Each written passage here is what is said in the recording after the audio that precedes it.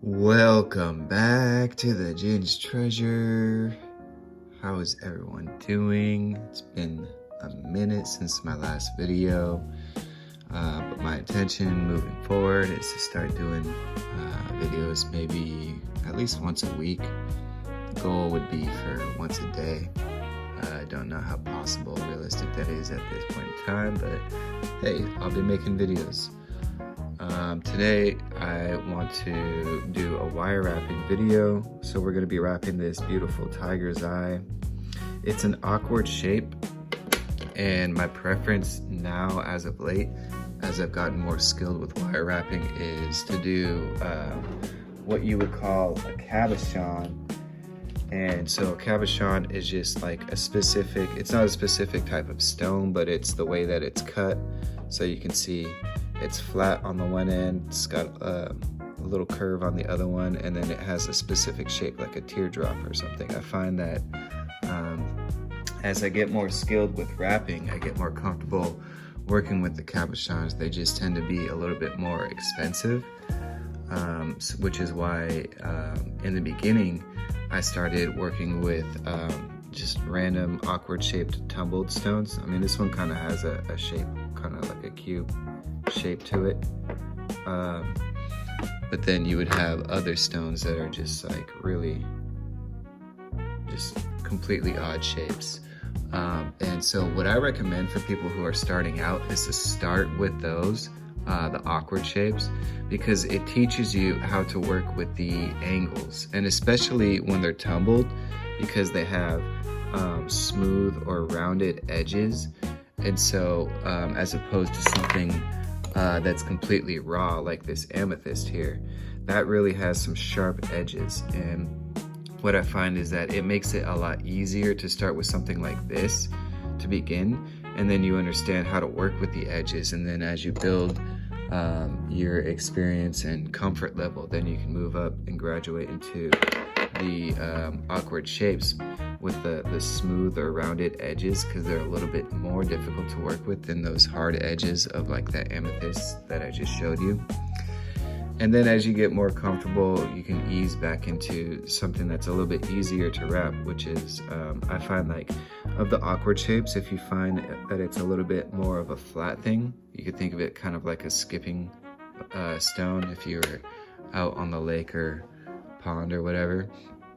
Those are a little bit easier shapes to work with than just a bulky tumbled awkward shape. So that's what we'll be working with today. This is kind of like the graduates or final test for a beginner's tutorial. Would be working with a stone like this before you graduate and move on to the cabochons. So what we're gonna be working with today is this tiger eye, and then I have my favorite pair of pliers. You can see there's that little divot in there, and what that is the clippers.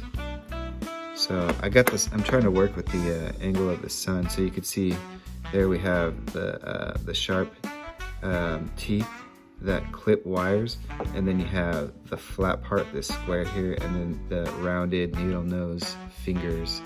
That's my favorite, this with the green handle here. That's my signature favorite pair of pliers, because it has all three in one. Sometimes I switch out and use something like, for example, I have these needle nose pliers that are just the rounded fingers, and then I have other pliers that are just the clippers or just the flat part.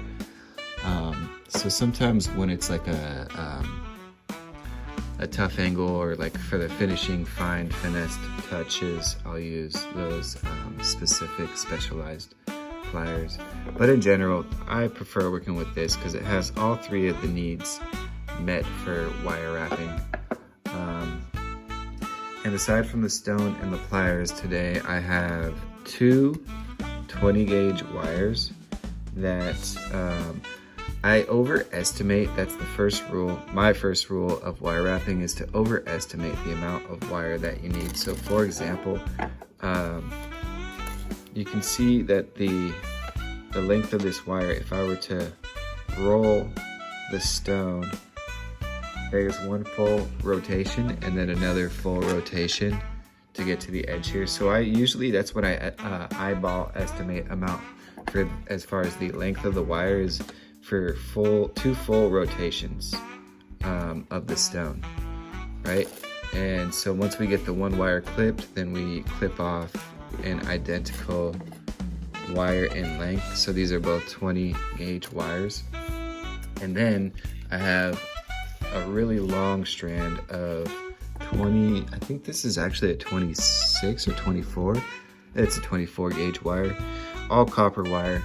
And this one, I stretch out from kind of like the Michael Jordan, you know, airplane wings, from tip to tip of my fingers or hands is the length of the wire that I go for in general. Maybe a little bit less because I kind of have a large wingspan, so full tip to tip might be a little bit too much. But yeah, so this is one wire that I have folded. You can see there's the loop and there, disappeared. It's a little bit springy. And then on the other side, I have the two tip ends. And that's how we're gonna start, is we're gonna take our long 24 gauge wire, kiss the two tip ends together like this, and then kind of like a zipper, we'll zip all the way. Caught my bag. So this is my bag of scrap wire. When we're done with the piece, all that scrap wire ends up in that bag. Keep it nice and organized. And actually, I have, I'll show you what I do with that at the end of it. So when we get to the end of the other end where on the other end of this wire is where the two tips kiss together, and then we get a loop on the other end. And so this loop is what I use to begin and thread. So I'll thread both of the 20 gauge wires through that loop and then feed it to eyeballing again just to about the middle of this wire. So you can see there's the tip, and then this is about the center.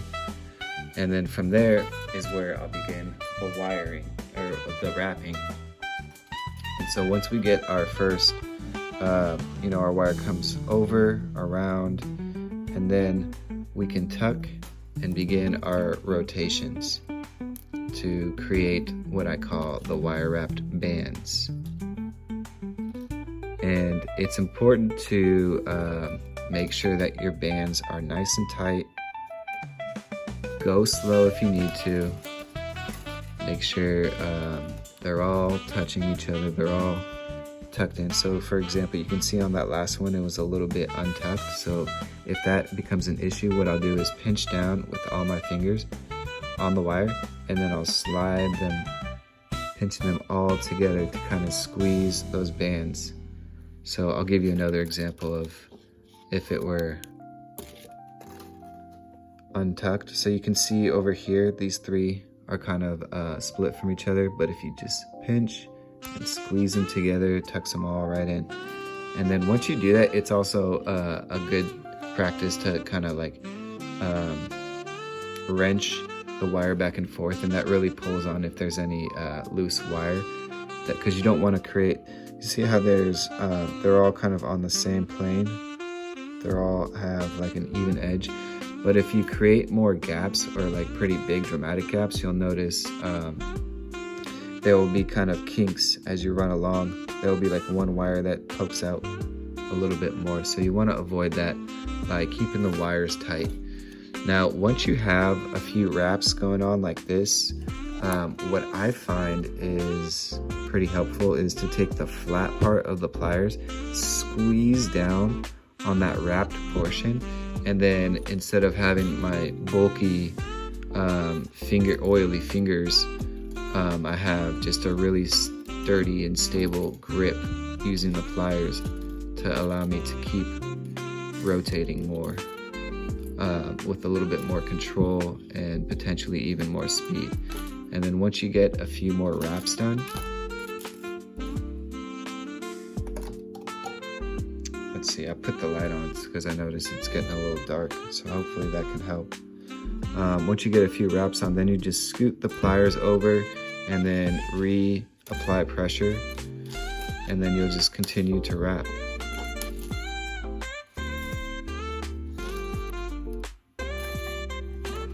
Now, it's a little bit difficult for me to, the way I have I'm gonna have to like rearrange the way that my desk is set up, because the way that the camera is set up right now, it's hindering me from being able to really go with a fast rotation.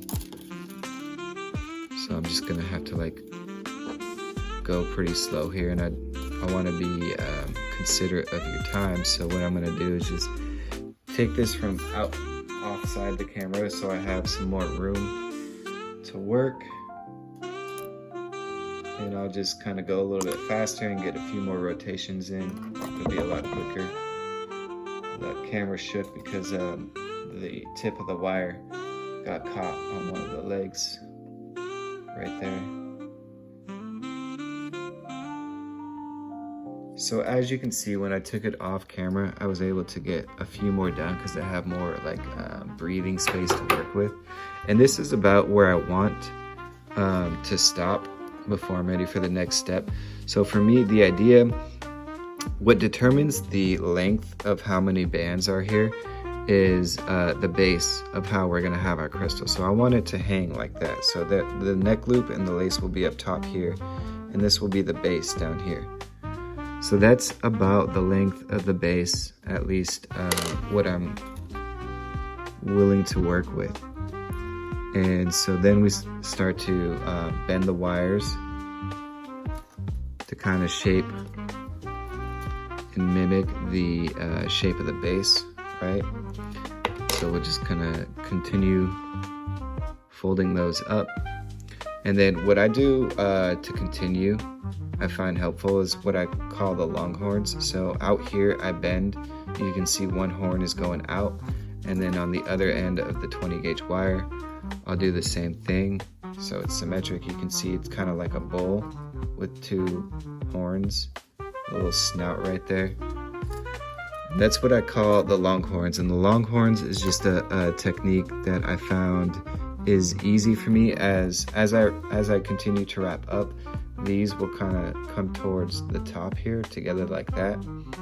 And rather than having the tip end of the wires get in the way of each other, I just bend them outwards, creating long horns, and it gives me more room up here between the two tips to work with, more space. So with that, we're ready to do the first crossover.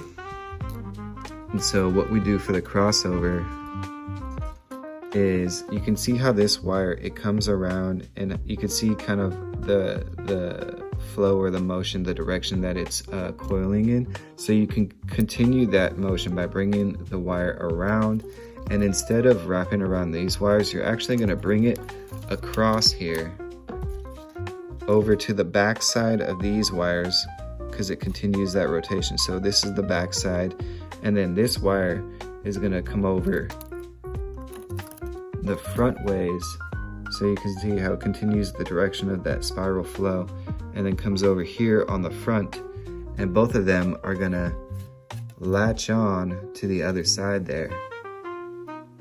And it's a little tricky to get this the gap right. That's why it's important to kind of mold the shape of the base to match the stone, because if your wire is this wire coming across, if it's too short, the stone's not going to fit, or if it's too long, it's going to be, this gap right here is going to be loose enough that the stone could actually sink and drop through that hole.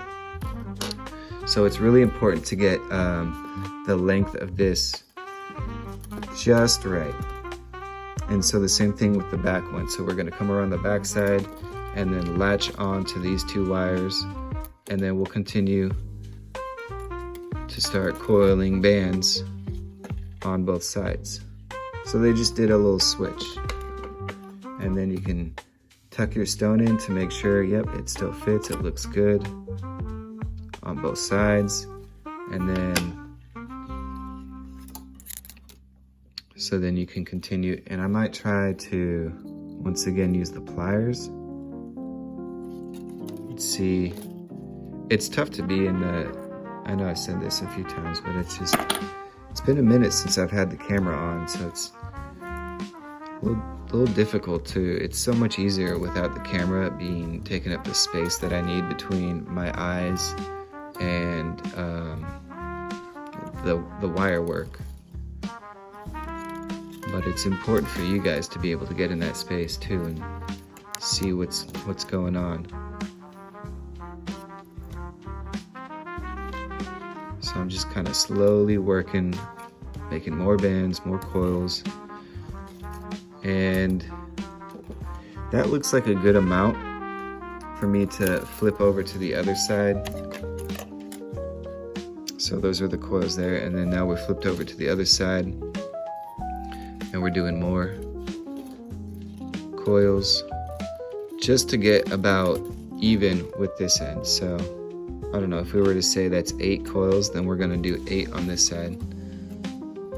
I didn't actually count the coils, but for example, you want to keep it symmetrical.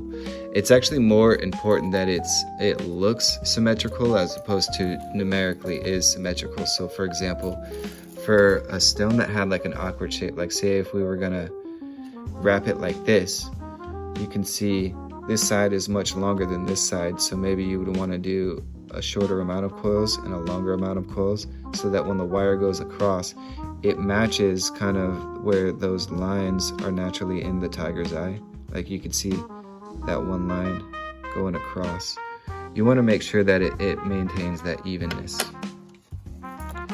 So from here, we're gonna switch our wrapping wires, our 24 gauge wires, and bring them back to their original side.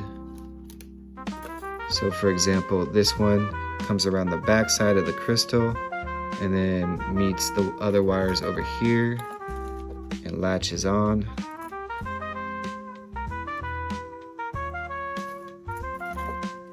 And then the same thing with this one coming over the front and latches on the other side. And we'll just keep going up until we get to the top. I would say it kind of looks sloppy.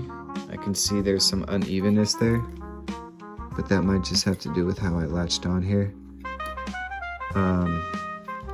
Ideally, what I would do, I think for better style for next time, is once I get this first band coming across here, go up or wrap like 1, 2, maybe even 3 coils on each side, and then bring another wire across. I find that when the wires are closer together, so you have these 2 wires, and when they're brought closer together and going across, it looks a lot better than having just like 1, 2, 3, 4, 5 building all the way up. I find a more stylish finish has like 2 wires towards the bottom and maybe 1 or 2 towards the top, and then that way the middle is really exposed, but it's also secure. The stone's not going to fall out from the middle. And that's one of the advantages to working with a flat piece like this, is that it doesn't have any awkward angles that potentially, if you leave the middle exposed, it's not going to be an issue.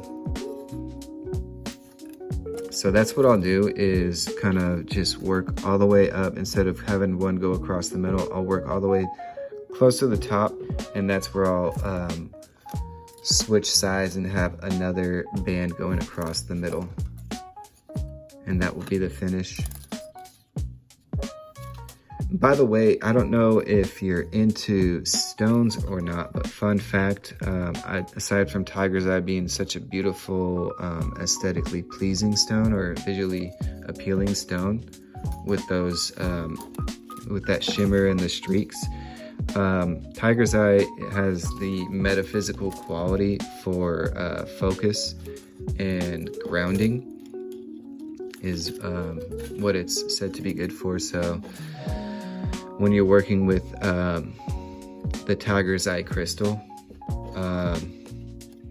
you can keep in mind that you could have the confidence to know that your focus will be on its sharper end, And if you're feeling like, oh my gosh, I'm so floaty, I need to calm down or get myself centered, you can also trust that Tiger's Eye will also help lock in that type of focus or that grounded sensation.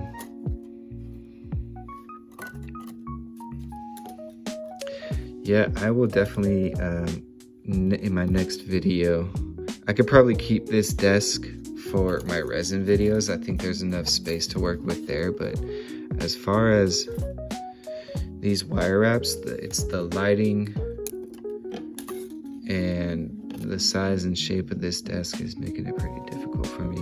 And I apologize, I don't mean to keep complaining about that, but I also want to produce better videos for you guys. So actually, if you want, you can leave me a comment, let me know what you think. If this video is it trash, and please don't hold back on my account.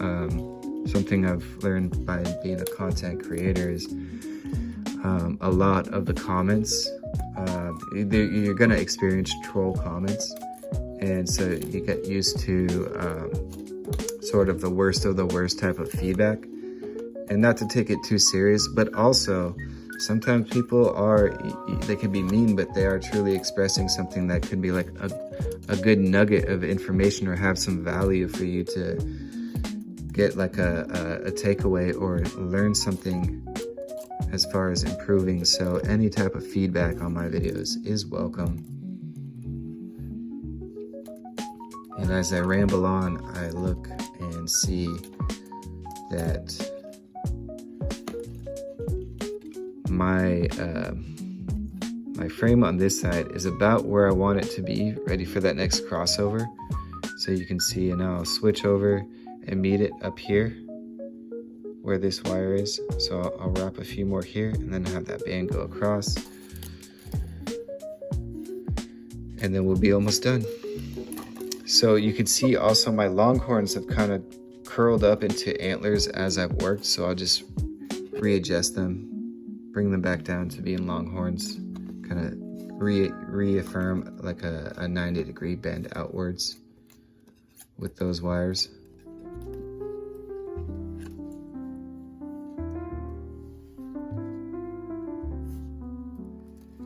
And also you'll notice one thing I did that's not truly necessary is having two wires in here. You could just use one 20-gauge wire and use in a lot of my past videos you'll see that I did use the just the one 20-gauge wire, but I like the thickness of having two wires.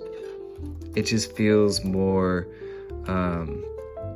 for me, it feels more secure, especially along these more flatter stones. I find that a thickness around the edges really works in making it more secure. So I'm gonna try, let's see if I bring my camera up, if it works for me to have, if I can show you more. So now we're back with the pliers technique. So I use the pliers to pinch down,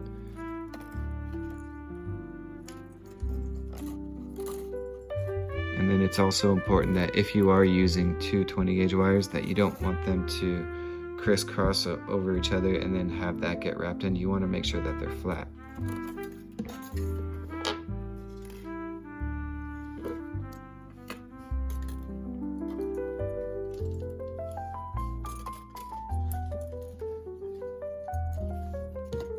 So we're at the point now where I probably have done enough wraps that I am ready to check and see if it's kind of parallel. With this stone, it's got kind of an awkward shape in the sense that it's all long and flat on this side, and then this side is out like a triangle. So when we bring it together, you can see, okay, that's probably a good enough location for me to once again bring the wire across the back side. And for this one, for that finishing crossover, you really want to make sure that it's pulled tight, because if it's loose, you can see the gaps between the wire frame and the stone. You want to minimize that as best you can. So we bring it across, latch it onto the other side, and I'll do 2 rotations just to really secure and anchor that. Now we're ready to bring our other wire across the top, or across the front, and then, oops, that one might have pulled too short, which is unfortunate because these kinks, you don't want those kinks when it's the wire coming across. So do your best to avoid those.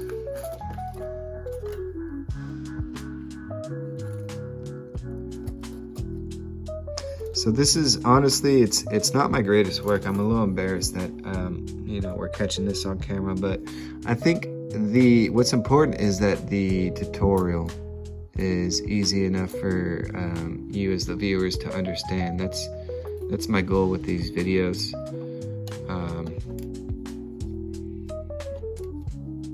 Of course, you know, at the end of the day, I'll put this out on the table at the market and see, you know, if it's enough standard quality, somebody will want it.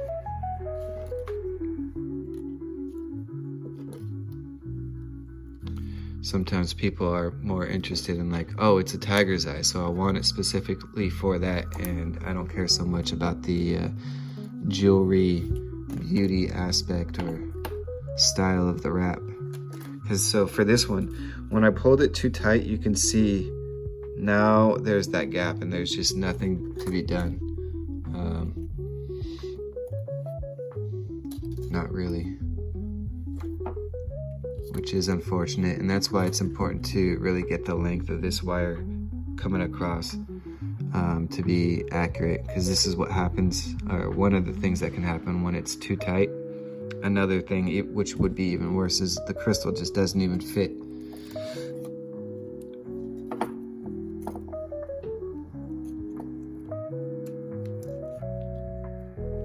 Alright, so once we've got our wires to the point where they're kind of meeting at the top, that's when we'll switch it up in our 24 gauge wires that are doing the coiling. They're gonna work together and come together, and as well the 20 gauge wires are all gonna come together. So we'll pull, this is both 24 gauge wires down here, and then these are the 20 gauge wires up here, which we'll bring together. And then with the 24 gauge wire that's coming around the back side, you want to pull that tight to really bring all the 20 gauge wires together, and then you can wrap all 4 of them together. And then you can follow along with the other 24 gauge wire, and we'll give it just one more good wrap.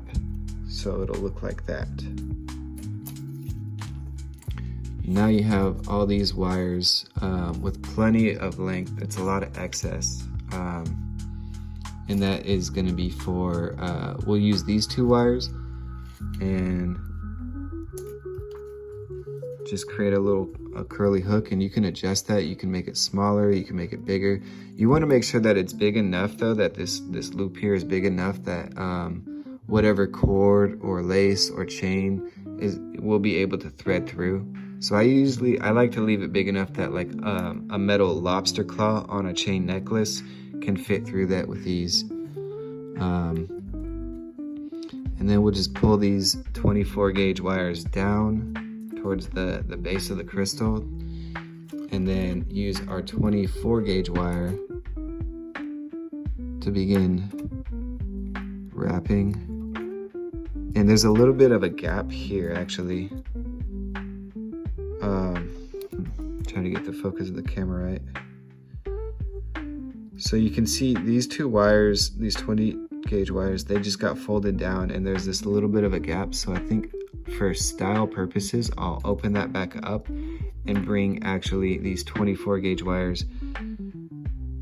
Come on, focus. There we go. So the 24 gauge wires come down under these 20 gauge wires, and we'll give it a few wraps like that. And that just kind of bulks out the neck or the center here, so it looks more smooth. When these wires come and bend down, there's no longer a gap, or not so much of a gap between where the wires are kind of, these wires are going this way and these wires are going longitude, latitude. Now all 4 wires can get joined together, and you just continue to wrap down. Now I'll keep wrapping because I have enough wire until I can cover, there's this kind of tip end of the crystal, and I want to have that covered up. And I think that just looks, it just looks better. It's not about making the stone more secure or anything. And now I have all this excess wire that I'll clip off. And then with those tip ends, what I like to do is just find excuse me, right in between these wires coming out here and the crystal, there's that little nook in there. So I'm gonna have these tips curl around and tuck right into that nook. So you see how I did that? And then now I'm just gonna use the pliers once again and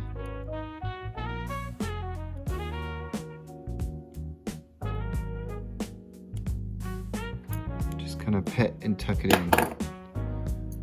Now these wires as well, I have a lot more than I need. And because these are 20 gauge, which is what I use for earrings, what I'm looking at is like, oh, look at that. Wire for earrings, done. And I can do the same thing here.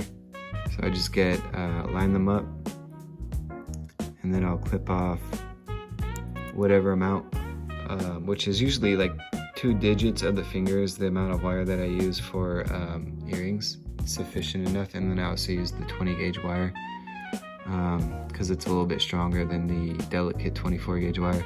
So now I have this still excess wire that maybe I'll just clip off even a little bit more, and then these are going to be scrap wires, so they can go with the scrap wire pile. And then I'll just do like a little one at a time, pinch the tip of the pliers to the tip of the wire, curl a little hook right there, and then use that hook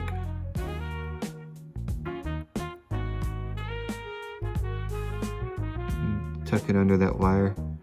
Now, it wasn't necessarily supposed to tuck under that wire, but it's fine. It's just kind of a style preference for the finish. And then with this one, it'll be the same thing. So I pinch down pliers, tip of the pliers to the tip of the wire, and then I curl that into a hook, and then I continue to curl. And so now you have like a little curly finish on that side. And you can do the same thing with this side, although that's probably a little bit of excess wire, more than I need. So I'll clip off the tips, shorten that, and now I have a short and appropriate length of wire to curl. And then I'll continue the rotation. Now it's like a little spiral.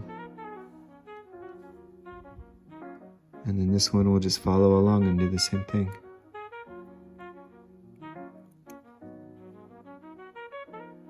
Another thing you could do too, if you don't like those curly finishes, which I'll show you with this one, clip it off so you have a really short stub, loose wire, and then that can just get curled and folded into where all the other wire just kind of got lost, where all the other tips go and get tucked in. Right, so now you see that wire's tucked away. And it looks kind of, I mean, I've definitely had better finishes. For this, I noticed that wire was a little bit loose, so I just pinched right in the middle and then give it a little twist, and that gave it this little wave. And that's kind of a style finish that I developed over time too, that helps when these wires are a little bit, there's like a gap between the wire and the stone. They're a little bit wider than they need to be. You can just do little wavy curls like that, and that tightens up.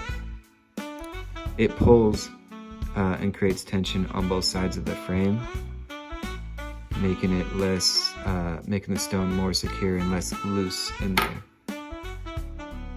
So one final thing too, so if the pendant hangs like this, you want to make sure that you pinch and rotate your loop here so that the lace goes through that way and it shows the stone, as opposed to you're not wearing your stone like that, you're wearing it like this.